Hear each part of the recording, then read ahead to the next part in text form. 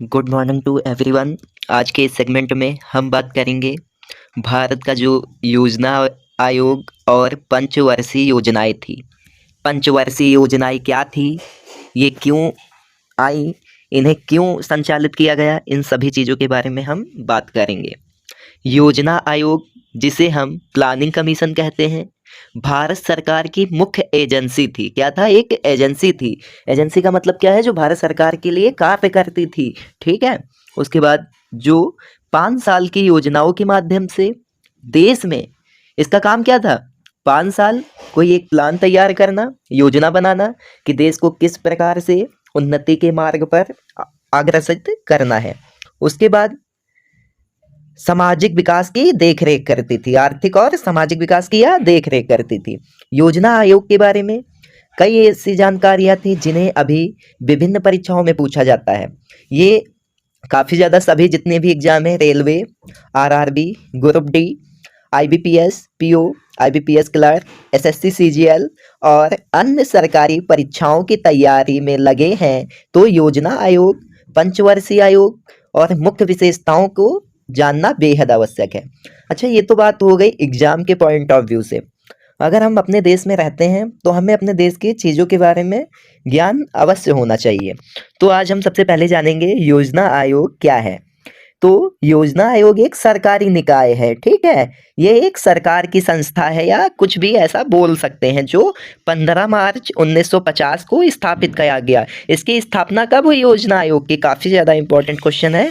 15 मार्च 1950 को हुई, जो देश की आर्थिक व सामाजिक विकास के लिए योजना बनाया करती है। इसका काम क्या है? देश को कैसे मतलब विकसित किया जाए आर्थिक और सामाजिक रूप से, ये सब कौन देखता है? ये योजना आयोग का काम होता है। योजना आयोग का मूल उद्देश्य मानवीय व भौतिक संसाधनों का उपयोग कर उत्पादकता को, भाई जब उत्पादकता बढ़ेगी तो हमारा देश ऑटोमेटिक तरक्की करेगा, ग्रोथ होगी और इससे रोजगार का अवसर भी उपलब्ध होगा, बेरोजगारी की समस्या खत्म होगी। भाई जब उत्पाद ज़्यादा होगा तो लोगों की मांग होगी, डिमांड होगी। देखिए, जब उत्पाद ही नहीं होगा, जब पैदावार ही नहीं होगी, तो डिमांड किस चीज़ की होगी? ठीक है। तो उत्पाद होगा तो इससे बेरोजगारी और अन्य समस्याएं भी हल होंगी। उसके बाद इसमें योजना आयोग का एक सलाहकार निकाय के रूप में संचालित थे, जो प्रधानमंत्री इसका नेतृत्व करते थे। प्रधानमंत्री इसके अध्यक्ष थे और आमतौर पर पूर्णकालिक उपाध्यक्ष हुआ करता था। इसमें भारत में योजना आयोग की आवश्यकता क्यों हुई, इसके बारे में बात करेंगे। योजना आयोग ने देश के और आर्थिक विकास में बहुत ही ज़्यादा भूमिका निभाई, कि मतलब देश जो ग्रोथ किया इकोनॉमी के मामले में, ये सब किसकी मतलब इम्पोर्टेंस किसका था? प्लानिंग कमीशन का। जो इम्पोर्टेंस था किसका था? प्लानिंग कमीशन का। योजना आयोग जो प्लानिंग कमीशन था, वो देश की भौतिक पूंजी, जो फिजिकल मनी थी, और मानव संसाधनों का आकलन करने, ऐसे संसाधनों को बढ़ाने की संभावना और जांच की जिम्मेदारी। तो मतलब जैसे हमारे मानव संसाधन थे, भौतिक पूंजियाँ थी, जिनका हम लोग दैनिक जीवन में उपयोग करते हैं, जिनकी मदद से हम अपने जीवन को अपना जीवन यापन करते हैं, उन सब चीज़ों को देख रेख करना था कि ये उपलब्ध हो सके और सही मात्रा में उपलब्ध हो सके, सही क्वांटिटी में। आयोग की सबसे मेन 2 जिम्मेदारियां भी थी। पहले प्राथमिकताओं का निर्धारण करना और योजना के लिए संसाधनों का आवंटन करना, तथा दूसरी कई योजनाओं के सफल कार्यान्वयन के लिए मशीनरी का निर्धारण करना। ये आयोग की मतलब, भाई कोई भी योजना सफल होगी तो उसके लिए पहले हमें एक पूरी वो बनानी होगी कि इस पे हमें कैसे काम करना है। जब हम काम उस प्लानिंग पे करेंगे तभी तो वो सफल होगी, ऐसे कैसे सफल होगी? तो ये इसलिए इसकी आवश्यकता थी, हमारे देश को रीग्रोथ करने के लिए, आगे ले जाने के लिए योजना आयोग की आवश्यकता हुई। तो इसके अंतर्गत जो पंचवर्षीय योजना, काफ़ी इंपॉर्टेंट टॉपिक है, हर एक परीक्षा में भी पूछा जाता है। बेसिक नॉलेज के लिए, अपने ज्ञान के लिए भी हमें इसको जानना आवश्यक है। तो 1947 की आज़ादी के बाद भारतीय अर्थव्यवस्था पुनः निर्माण, के अलावा देखो भाई, जब भारत आज़ाद हुआ तो सब अस्त व्यस्त हो गया था। आधी चीज़ें कुछ हद तक पाकिस्तान भी जा चुकी थी, बाकी अंग्रेज पहले ही सब लौट चुके थे। तो भाई भारत की जो इकोनॉमी थी उसे पूरी तरह से दोबारा स्थापित करना था, इसके अलावा कोई उनके पास कोई दूसरा रास्ता नहीं था। इसलिए राजनीतिक नेताओं ने देश के जो उस समय के हालात चल रहे थे तो उसके अनुसार अर्थव्यवस्था को, मतलब जो उस समय के हालात थे उसके हिसाब से इकोनॉमी को डेवलप करना, मतलब अर्थव्यवस्था को विकसित करने का प्रयास किया, जिसके तहत पंचवर्षीय योजनाओं की शुरुआत हुई। अब पंचवर्षीय योजना क्या थी? पंचवर्षीय योजना, इसमें 5 वर्षों के लिए एक प्लानिंग बनाई जाती थी कि अब हमें जो मतलब सबसे जिस चीज़ में कमी होती थी उस चीज़ को लिया जाता था और उसी में 5 सालों तक लगातार कार्य किया जाता था। तो इसमें आगे देखेंगे, आर्थिक योजना के तहत सरकार द्वारा योजनाबद्ध सामान्य और विशिष्ट लक्षणों को पूरा करने के लिए राष्ट्रीय संसाधन आवंटित करना मुख्य कार्यों में से एक था। जिस तरह से नाम स्वयं से ही बात स्पष्ट हो जाती है, भारत में यह योजना है 5 साल की अवधि के लिए। जैसे मैंने बताया कि 5 साल, पंचवर्षीय योजना का मतलब शब्द से ही समझ में आ रहा है कि इसका मतलब है 5 साल के लिए योजना। तो एक रूपरेखा तैयार की गई कि मतलब 5 सालों के लिए योजना बनाई जाएगी और इसमें अल्पकालिक संस्करण होंगे। एक परिप्रेक्ष्य योजना 1 दशक या 20 साल तक फैले देश में जो भी दीर्घकालिक लक्ष्य हैं कि इस समय तक हम अपने देश को इतना विकसित कर लेंगे, उन सभी को पूरा करना था। भारत में बनाई 5 साल की योजनाओं में आर्थिक नियोजन का विचार रूस, तब यूएसएसआर से प्रेरित, यानी उस समय रूस को यूएसएसआर, सोवियत संघ रूस कहा जाता था। ठीक है, 5 साल की योजनाओं की धारणा के बाद भारत ने 12 पंचवर्षीय जारी की और 12वीं पंचवर्षीय योजना आखिरी थी, क्योंकि भारत सरकार ने 5 साल की योजनाओं को लॉन्च करना ही बंद कर दिया था और योजना आयोग के स्थान पर NITI आयोध नामक एक थिंक टैंक लॉन्च किया गया। क्या लॉन्च किया गया? NITI आयोध नामक एक थिंक टैंक। भारत ने पंचवर्षीय योजनाओं का क्रियान्वयन यानी उनको संचालित कब तक किया?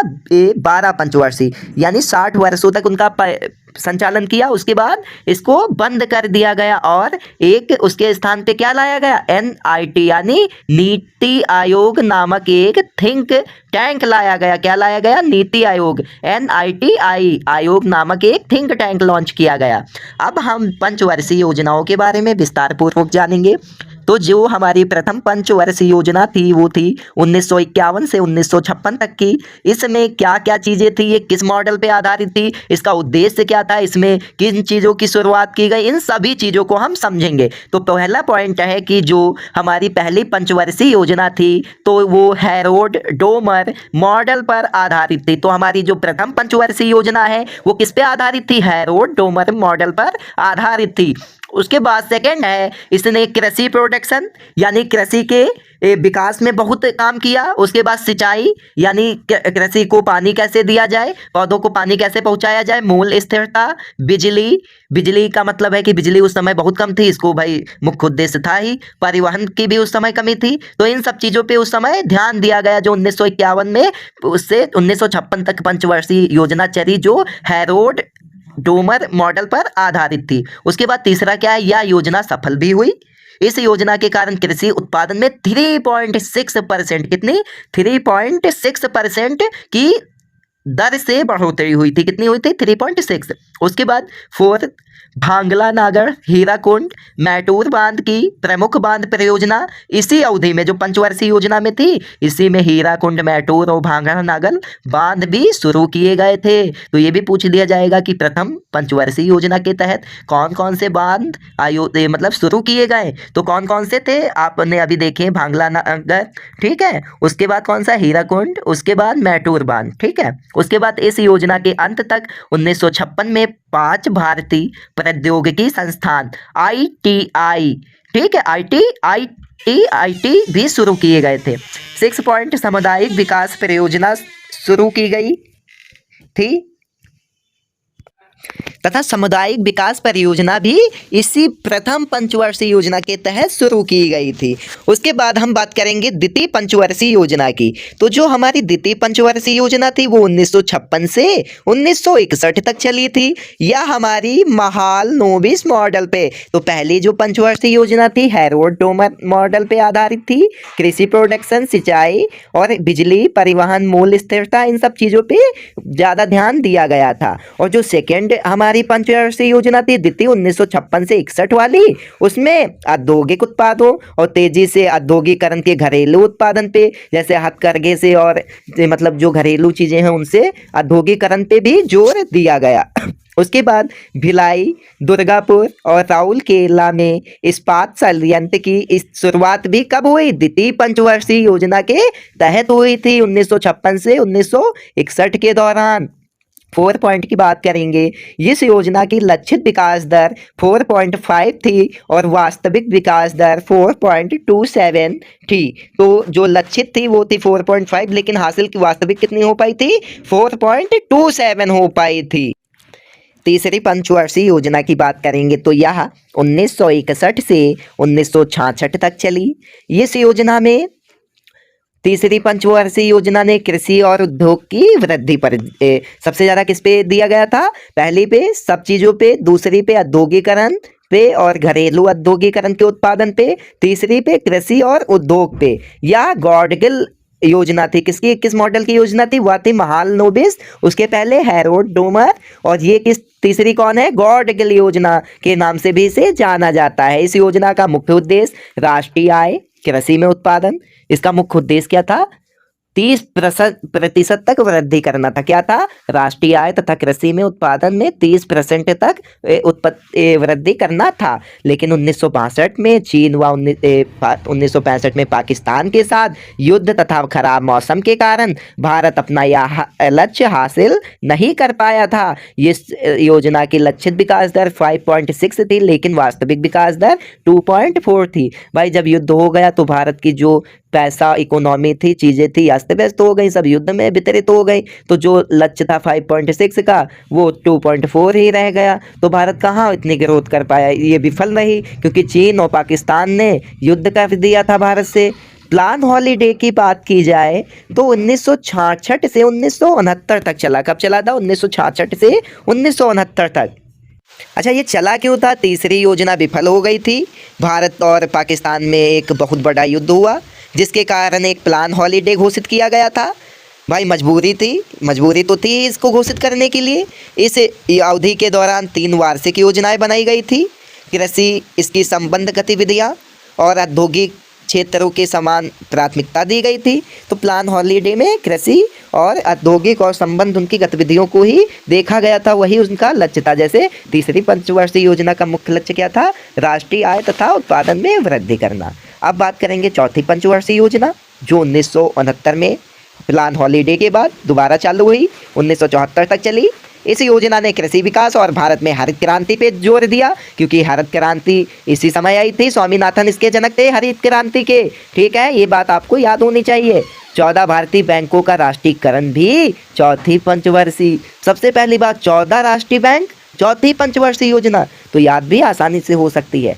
तीसरा पॉइंट है, इस योजना की लक्ष्य वृद्धि दर 5.6 थी, लेकिन वास्तविक वृद्धि दर 3.3 ही थी।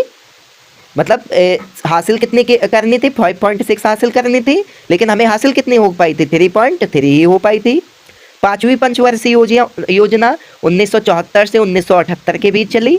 इस योजना में रोजगार को मुद्रास्फीति की जांच, इसी योजना में मुद्रास्फीति हुई थी। 10,000 के नोट चालू करके बंद किए गए थे। गरीबी उन्मूलन, गरीबी हटाओ का नारा भी, न्याय पर जोर, ये सब चीज़ें किसमें हुई थी? ये सब हुई थी पांचवी पंचवर्षीय योजना में। इसका मसौदा किस राजनयिक ने तैयार किया था? डीपी धर राजनयिक ने इसका मसौदा तैयार किया था। इसका जो मॉडल है, जैसे आपको गॉडगिल हो गई तीसरी, और दूसरी हो गई आपकी महाल नोबिस, उसके बाद पहली हो गई हैरोल्ड डोमर, तो ये 3 हो गई हमारी। तो उसके बाद बात करेंगे हम पांचवी की, तो इसका किसने तैयार किया था? डीपी धर ने।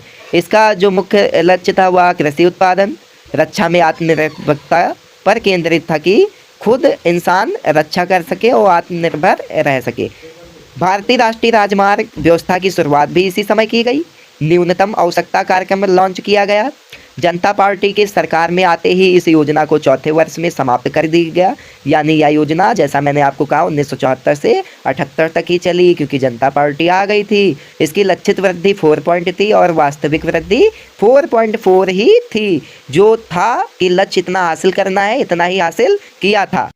1978 से 80 के बीच फिर एक ब्रेक हुआ, जिसे रोलिंग प्लान के नाम से जाना गया।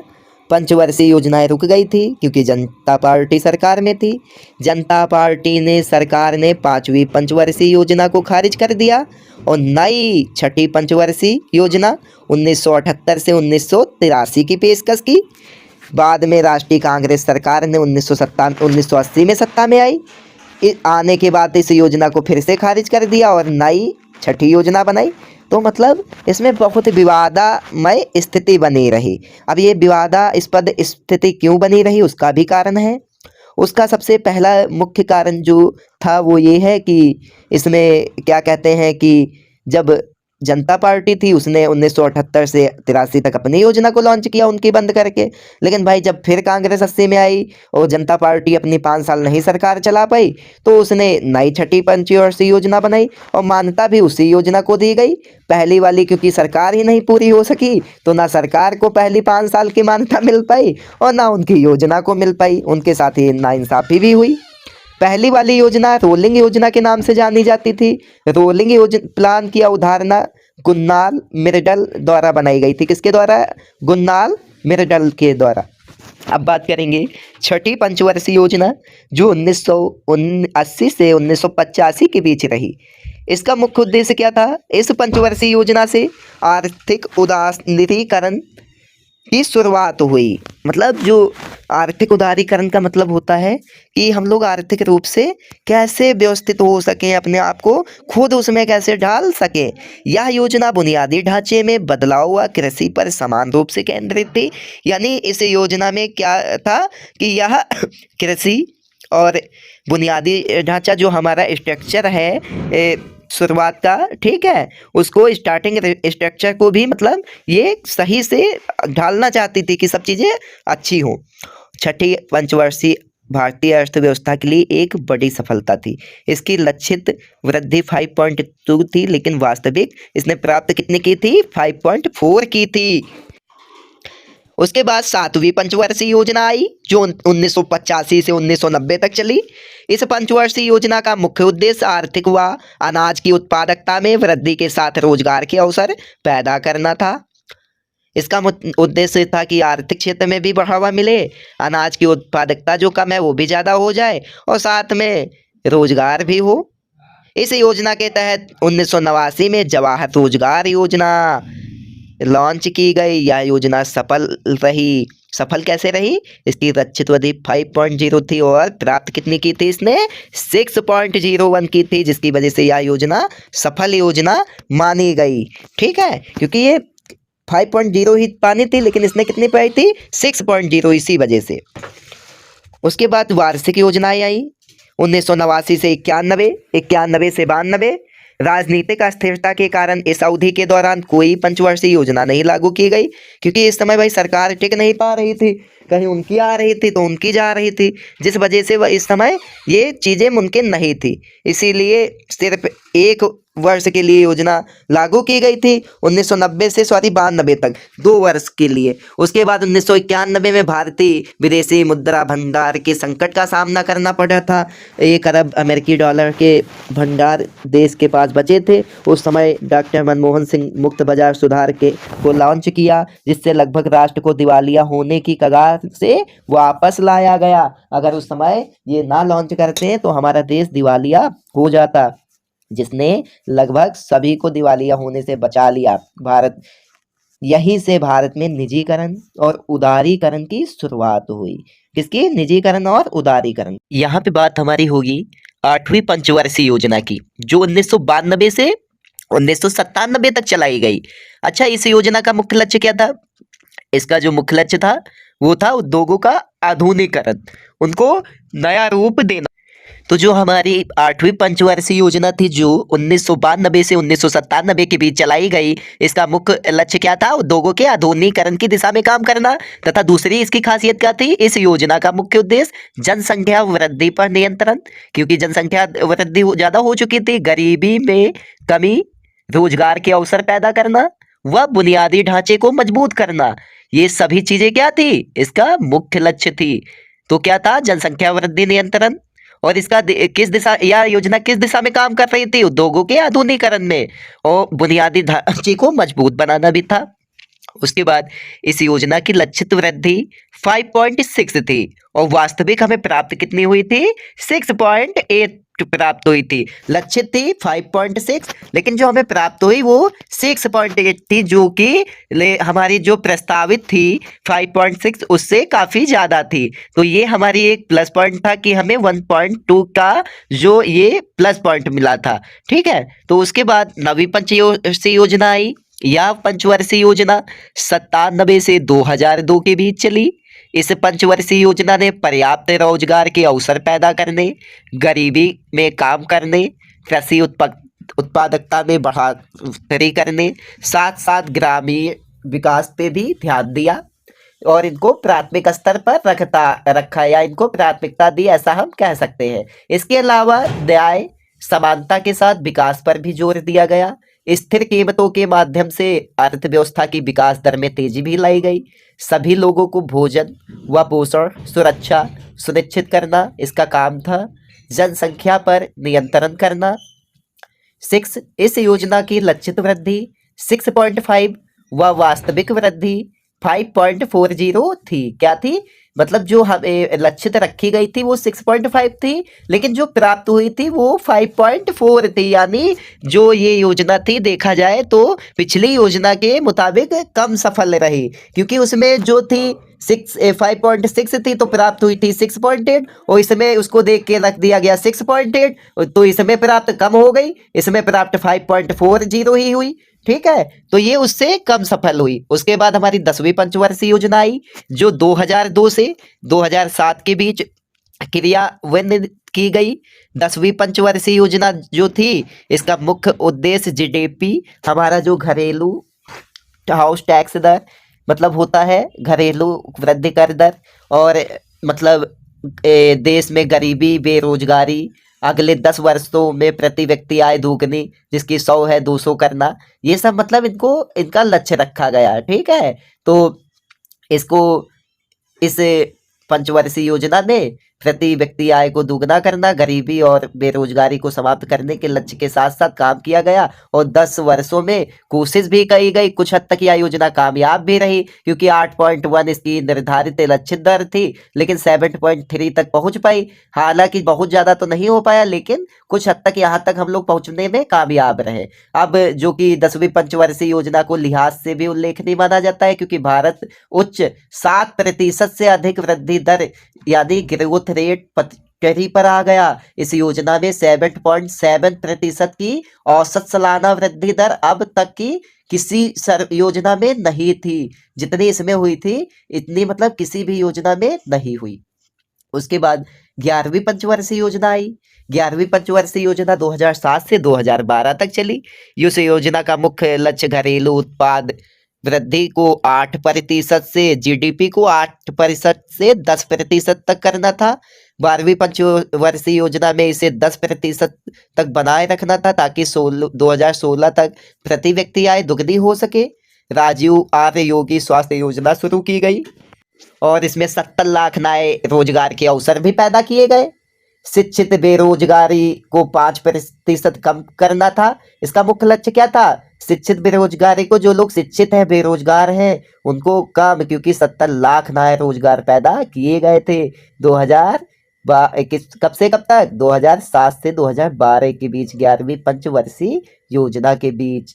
5% से अधिक वनावरण में वृद्धि। 0 से 6 वर्ष तक की आयु के बच्चों की लिंगानुपात दर को 2011 तक 935 करना।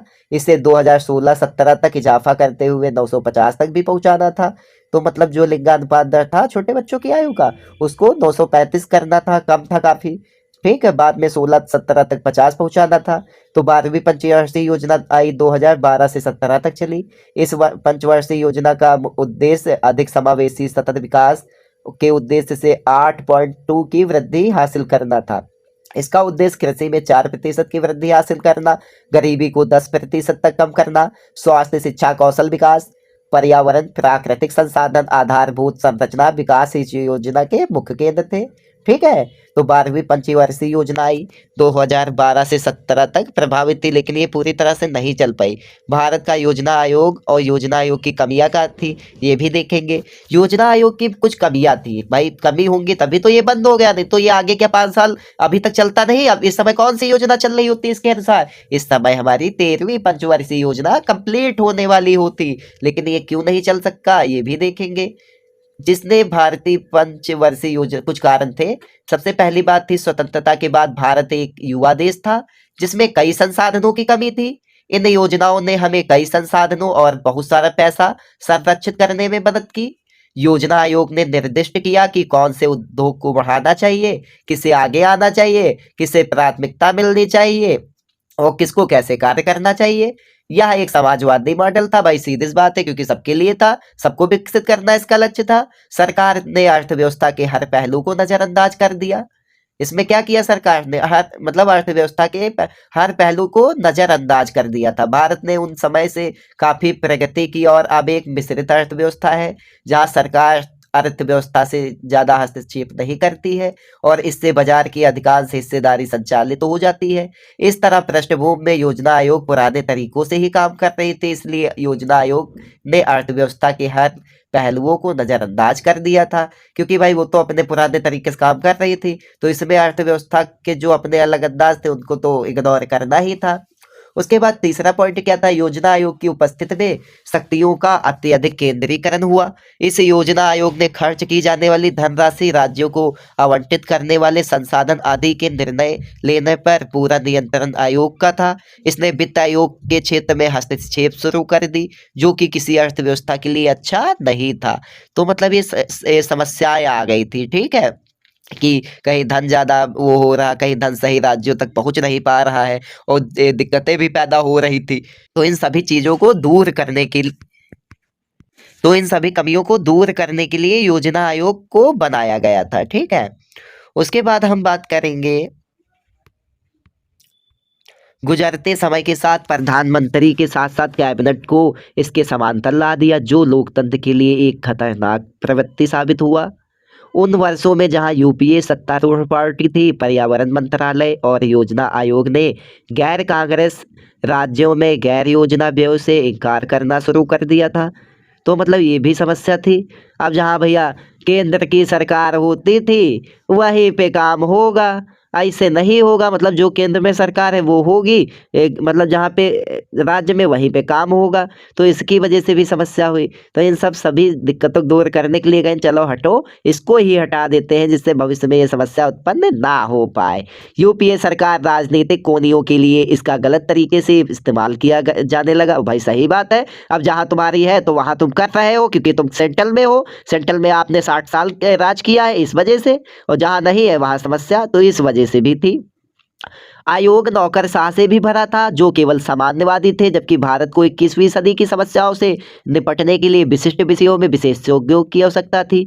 तो इसमें मतलब सब वही नौकरशाही थे पुराने वाले, तो उनके सबको सामान्यवादी विचारधारा वहाँ नहीं चाहिए थी। यहाँ पे विशिष्ट विशेषज्ञ, भाई 21वीं सदी चल रही है, आज के हिसाब से सोचना होगा अगर हमें आज की समस्याओं से निपटना है। नए भारत के लिए योजना आयोग की जगह नीति आयोग का गठन हुआ। 1 जनवरी में केंद्र सरकार ने योजना आयोग के प्रतिस्थापन के रूप में NITI Aayog, national institute for transforming India, national institute for transforming India, NITI Aayog का पूरा नाम क्या है? National institute for transforming India. क्या है? National institute for transforming India. तो अब आई होप आपको नाम पूरी तरह से याद हो गया होगा, क्योंकि 3-4 बार रिपीट होने के बाद कोई भी चीज दिमाग में बस जाती है। तो नीति आयोग योजना आयोग के विपरीत एक थिंक टैंक क्या था? थिंक टैंक था। क्या था? थिंक टैंक या फोरम की तरह कार्य करेगा, जिसने 5 साल की योजनाओं को लागू किया है और आर्थिक लक्ष्य निर्धारित करने के लिए संसाधनों को आवंटित करेगा। अच्छा, ये भी इसी तरह कार्य कर रहा है, लेकिन यह अपने हिसाब से चीज़ों को सही तरीके से कर रहा है। और यह व्यवस्था नीति आयोग की जो है 28 राज्यों और हमारे एक क्या कहते हैं 9 केंद्र शासित प्रदेशों में चालू है।